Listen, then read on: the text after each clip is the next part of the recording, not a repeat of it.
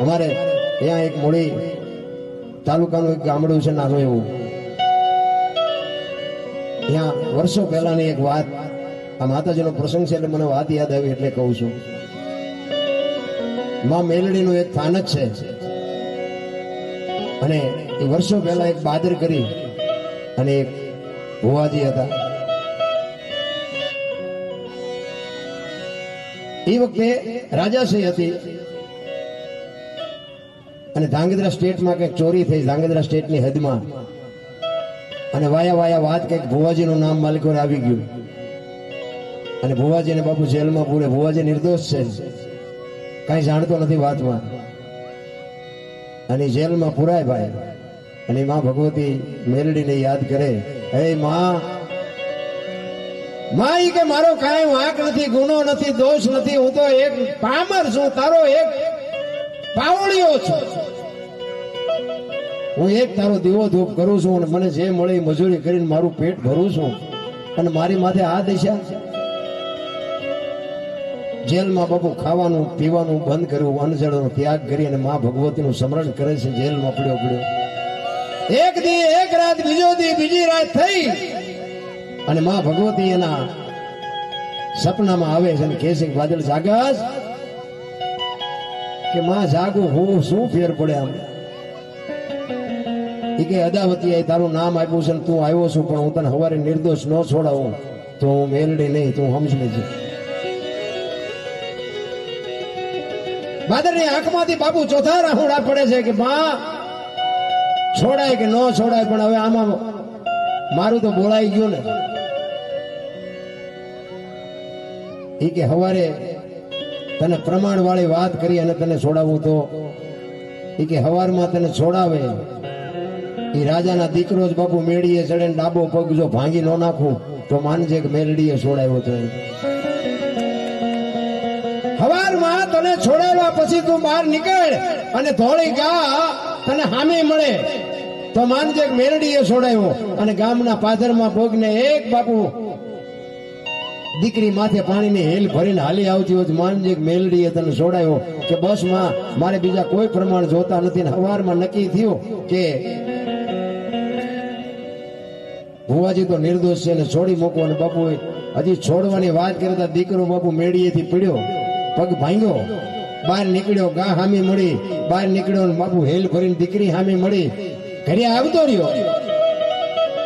દરબાર વિચાર કરે કે ભુવાજીને માથે અન્યાય થયો છે, એના દીકરાનો પગ ભાંગ્યો, હવે આ દીકરાને લઈ જઈને ભુવાજી પાસે જવાય. ભુવાજી પાસે આવે, ભુવાજી કહે છે કે ભાઈ હું આમાં શું કરી શકું, પગ ભાંગ્યો એમાં હું શું કરું. એ કે પણ અમારે કાંઈ જાણવું નથી, તમે ખાલી એને પાટો બાંધી દો, અમારે બીજું કાંઈ સાંભળવું નથી. એ કે પણ પાટો હું શું બાંધું.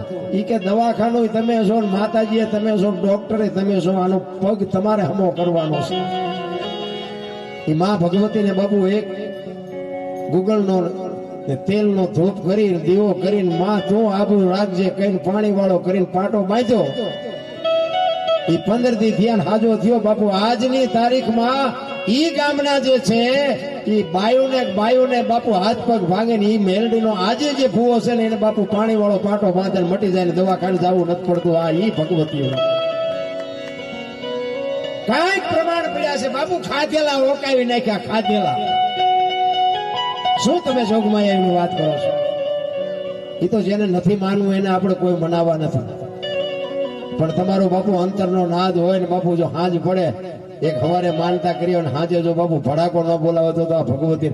આ ચાંદને મૂંડ બાપુ મેં હમણાં વાત કરી, ચોટીલા ઉપર બેઠી છે માં ભગવતી. આ તમારે ચામુંડમાં વિચાર કરજો, ચંડમૂંડ નો બાપુ ઇતિહાસ તમે ખોલો તો તમને ખબર પડે ચંડમૂંડ કેવા હતા. અને રાક્ષસોનો સંહાર કરવા માટે બાપુ તેથી દેવો હતા, પણ દેવોના ટાંટિયા નથી આંબ્યા ને તેથી બાપુ આ દેવીઓએ કામ કર્યું છે ને એવા બાપુ રાક્ષસોને હતા નહોતા બાપુ આ માં ભગવતીઓએ કર્યા છે. આ દીકરીઓ છે ને હું એટલે જ કહું છું તમે શક્તિ છો. તમે ધારો તો આજે બાળીને ભસ્મ કરી દો, દીકરીમાં તાકાત છે, પણ હવે ફેશનમાં દી ઉઠાડ્યો છે તો કેવું કોને? દીકરી છે ભલામણા. અખિલ બ્રહ્માંડના માલિકના વિશ્વનું જો કોઈ સર્જન કર્યું હોય તો માં ભગવતી દેવી શક્તિએ સર્જન કર્યું છે. બ્રહ્માય પછી ને વિષ્ણુ પછી ને શિવે પછી ને બધાય પછી આ ધરતીનો પિંડ માં ભગવતી દેવી શક્તિએ બનાવ્યો છે. આ તમે એનું છે ને આ બધા બેઠા છે ને આપણે એ માં ભગવતીનો પ્રતાપ છે. આ દુનિયાનો ધણી કોક બીજો છે ને થઈ ગયા બીજા. અત્યારે તમે જોવો તો આ ખેતર કોનું કે ફલાણા ભાઈનું, આ મકાન કોનું કે ફલાણા ભાઈનું, આ વાહન કોનું ને ફલાણા ભાઈનું. માનું છે નામ જ નથી આવતું, નકર છે આ બધું માનું. આ માનું સમર્પણ છે. એક તમને કહી દો, ત્યાગ છે ને ત્યાગ, ત્યાગ કોને કહેવાય? અહીંયા 500 રૂપિયા ઉડાડો ત્યારે ત્યાગ કહેવાય? ત્યાગ એને ત્યાગ ન કહેવાય. આ દીકરી બાપુ છે ને જન્મ ક્યાં હોય એનો? એના બાપના ઘરે 18 વર્ષ સુધી રહી હોય અને બાપ જેથી લગ્ન કરે ને હરફ કાંચડી ઉતારીને વિયોજાની દીકરી હોય જાય કે હવે આ ઘર મારું નથી બાપુ, એ ત્યાગ એનું નામ કહેવાય. પારકા પોતાના કરે. એક રૂપિયો બાપુ મા બાપાએ માંગ્યો નથી અને બાપની સંપત્તિમાં દીકરીએ કોઈ દી કોર્ટે ચડીને બાપુ દાવો નથી કર્યો કે મારા બાપે મારા ભાઈઓને વેચ્યું મને નથી આપ્યું. બાપુ આજની તારીખમાં દીકરીનો રેકોર્ડ છે, કોઈ બાપ પાસે માંગ્યું નથી. આને દીકરી કહેવાય, આને સમર્પણ કહેવાય. 50 વીઘા જમીન હોય, 2 દીકરા હોય ને 1 દીકરી હોય તો 25 વીઘાના 2 જ ભાગ પડે. દીકરીનો કેમ ભાગ નથી પડતો? દીકરીનું સંતાન નથી. પણ દીકરીએ દાવો કરી દીધો કે મારે આમાંથી ન જોઈએ, મારા બાપનું છે ને મારા ભાઈઓને ભલે વેચી નાખે. સમર્પણ એને કહેવાય.